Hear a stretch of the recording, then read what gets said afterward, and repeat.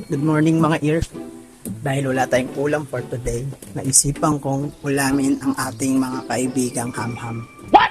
Sila Mocha at si Kopi ko. Hello! Wala ba kasi magpapakain ka?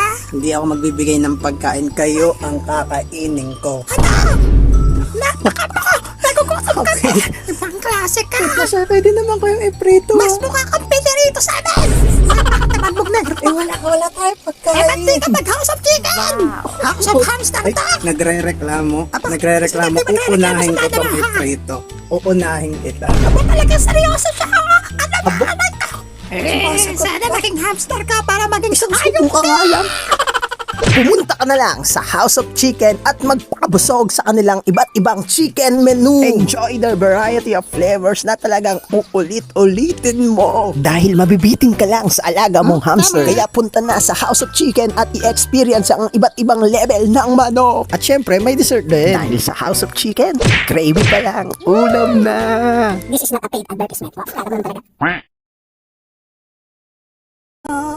La la la la Ang la. saya mo, ako galing. Sa House of Chicken. Ay wow, sana all. Tapos kami dito nanginginig Eh, sa puto sabi ko. mo eh, di Oo, ba? sinabi ko pero sana nag-aya ka. Wala.